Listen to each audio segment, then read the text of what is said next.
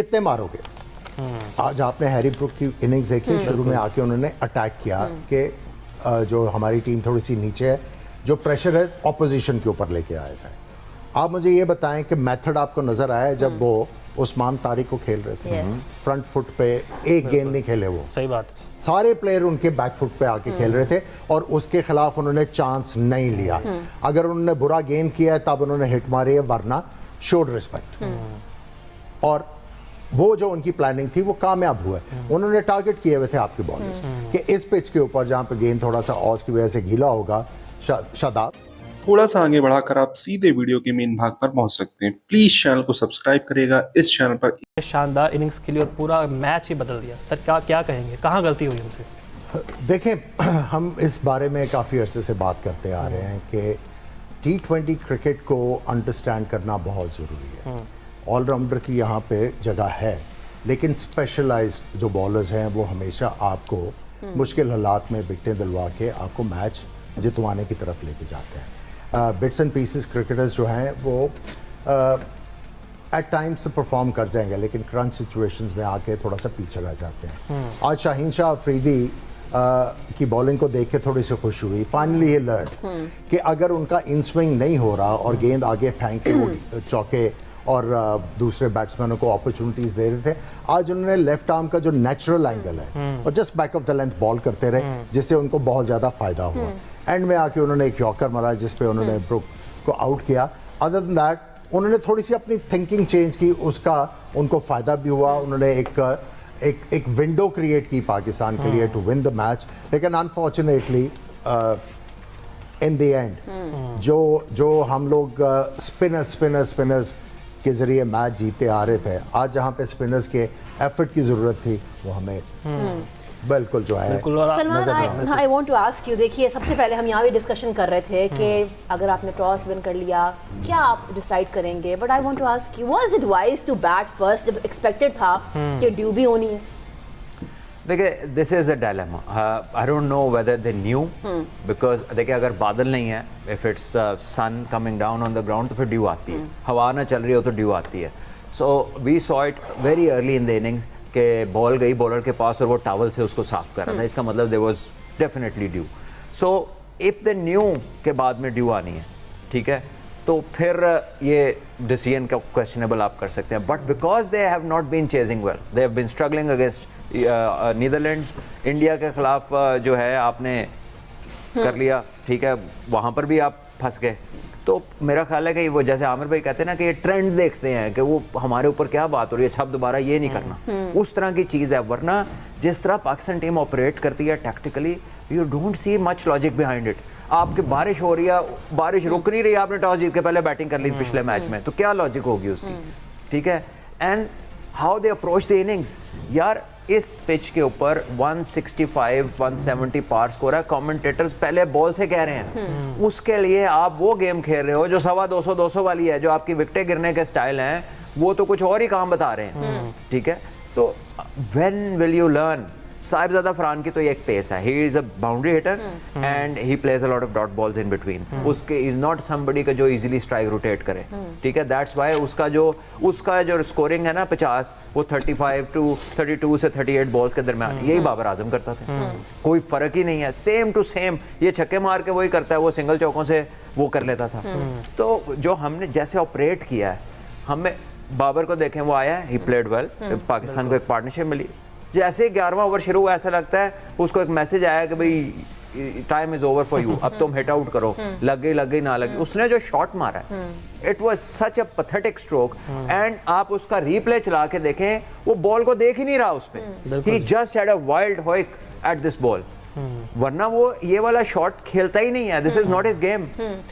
But probably that कि जी 10 के बाद का काम नहीं है, तो उसने कहा चलो 10 तो हो गए हैं, अब आप खेल लो, जिसका काम है वो आ जाए। सलमान भी अगर स्टैट्स पर नजर डालें हम, कप्तान सलमान अली आगा के 12 मैचेस में सिर्फ 132 रन है, 7 मैचों में वो डबल फिगर में दाखिल नहीं हो सके और कोई हाफ सेंचुरी नहीं है। तो वो जो एक बयानिया क्रिएट किया गया था कि मैं वन डाउन पे आके मॉडर्न डे क्रिकेट खेलूंगा, वो तो आज बुरी तरह पिट गए। देखिए, मेरा एक छोटा सा उनके ऊपर एनालिसिस है, आई एम श्योर आमिर भाई will put more light on it. मुझे ऐसा लगता है कि because he struggles on pace, so he wants to capitalize कि मैं जल्दी से स्पिनर पे कोई 15-20 कर लूं ताकि मुझे थोड़ा रिलीफ मिल जाए, because clearly he struggles against pace, और स्पेशली जो 140 प्लस की पेस है वो उसके सामने वो और ही क्रिकेट उनकी क्रिकेट जो है ना ऐसे लगता है उसको फुल स्टॉप लग गया।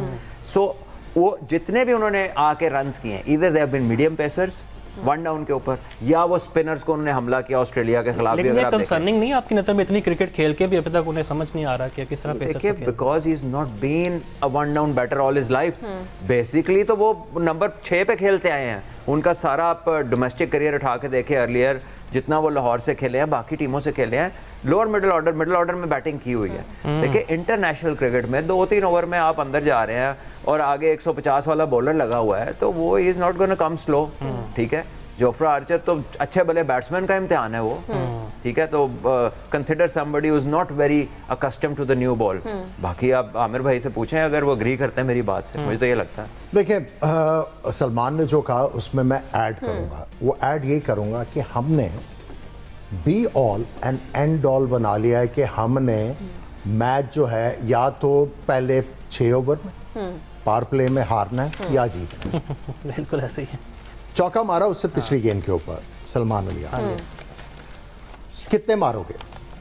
आज आपने हैरी ब्रुक की इनिंग्स देखी, शुरू में आके उन्होंने अटैक किया कि जो हमारी टीम थोड़ी सी नीचे है, जो प्रेशर है ऑपोजिशन के ऊपर लेके आया जाए।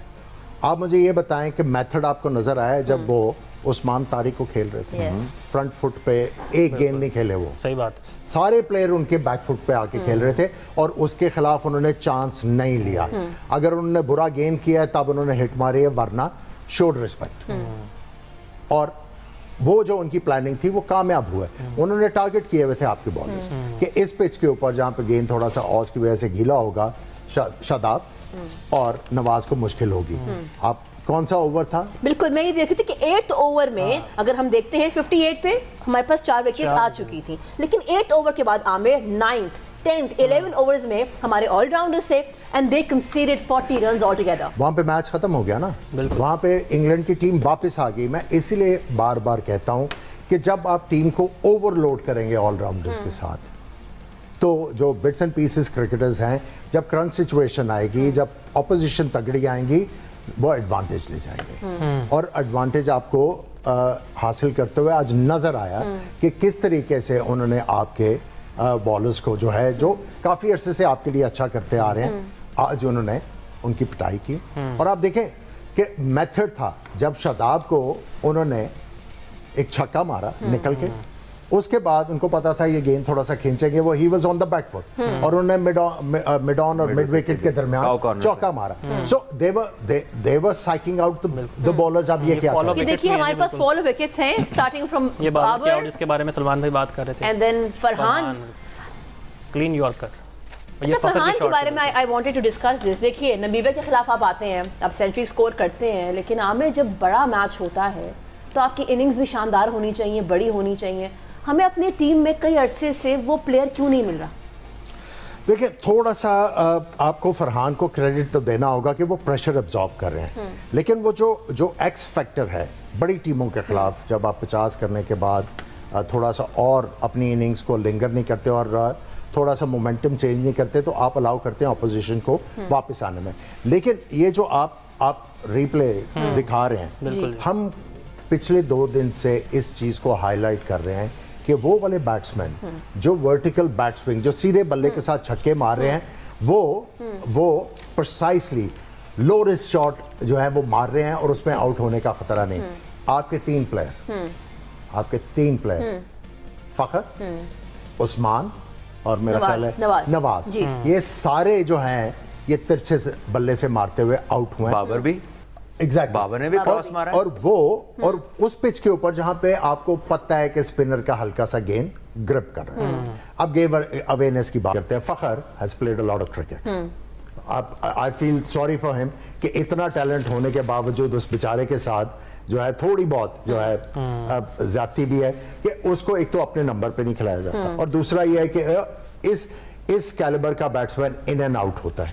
लेकिन गेम अवेयरनेस की बात ये करूंगा कि एक फ्री हिट आई, आदिल रशीद ने 9 बॉल किया, even a novice could understand कि ये गूगली करेंगे। उन्होंने मिड विकेट मारने की कोशिश की। इंस्टेड को ये सोचते कि इसने मुझे गुगली करनी है, मैंने एक्स्ट्रा कवर के ऊपर से मारा। May be pressure after a long time he was making a comeback. Pakistan के लिए वो मैच खेल रहे थे ऑस्ट्रेलियन सीरीज में, वो लास्ट टाइम खेले, ओपन किया था इन्होंने अगेंस्ट ऑस्ट्रेलिया, अनफॉर्चुनेटली रन्स नहीं हुए। सो जब तक आप एज ए बैट्समैन बॉलर की थिंकिंग को रीड करने में नाकामयाब होंगे तो आपको मुसीबत ही होगी। और उसी तरह बॉलर जब तक बैट्समैन को स्ट्राइक आउट नहीं कर सकते कि अब बैट्समैन क्या सोच रहा है, ये क्या करने जाएगा, आप स्ट्राइक आउट करने की अहलियत नहीं रखते तो आपको मुश्किल तो होगी। सलमान भाई, जिस तरह जोफ्रा आर्चर बड़ी खतरनाक बॉलिंग करवा रहे थे, फिर साइम अयूब ने पुल करने की कोशिश की और विकेट गंवा बैठे, आपको ये क्यों नहीं लगता कि हमारे पास कोई ओपनर नहीं है और हमारे कैप्टन ने कसम उठा ली कि यही हमारे पास एक ओपनर है, इसके अलावा कोई ऑप्शन अवेलेबल नहीं है, 5 मैचों में वो मुसलसल फ्लॉप जा रहे हैं, तो असल कसूर तो फिर कैप्टन का ना यहाँ पे साइम अयूब से ज्यादा। देखिए, अगर आपको ऐसा लगता है कि captain is the man running the show तो फिर उसका कसूर है। अगर आपको ऐसा लगता है कि coach is the man running the show तो उसका कसूर है। और अगर लगता है दोनों मिलकर कर रहे हैं तो फिर दोनों का कसूर है। द पॉइंट इज कि जो प्लेयर खुद से है उसको भी तो कुछ सोचना है कि नहीं सोचना। आप मुझे कह रहे हैं कि जाके भाई मार दे हिट, तो मैं भी तो बैट्समैन हूँ।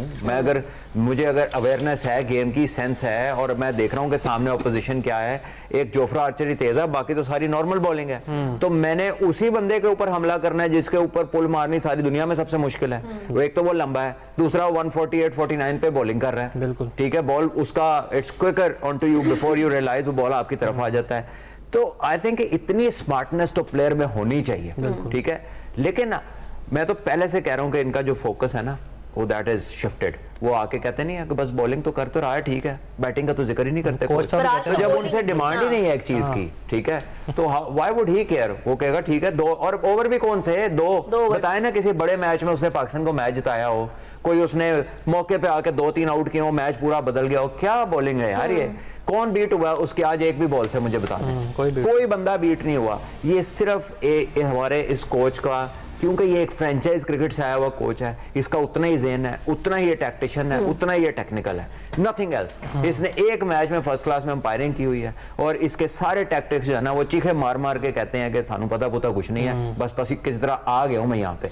वो किसी जगह आप देख लें आपकी टीम के अंदर, यू डोंट सी, जिस तरह अब हैरी ब्रोक है ना, बिल्कुल आमिर भाई ने बात की अभी उसकी स्ट्राइक रोटेशन की, उसके 14 बॉल बाउंड्री के हैं आउट ऑफ 51, ठीक है, और बाकी उसके जो 33 बॉल हैं उस पर 36 रन है उसके। सिंगल डबल 15 दफा डबल हुआ है जी, दुके हुए 15 दफा। तो 35 बॉलों में 36 उसने भाग के किए हैं और बाकी उसकी बाउंड्रीज हैं।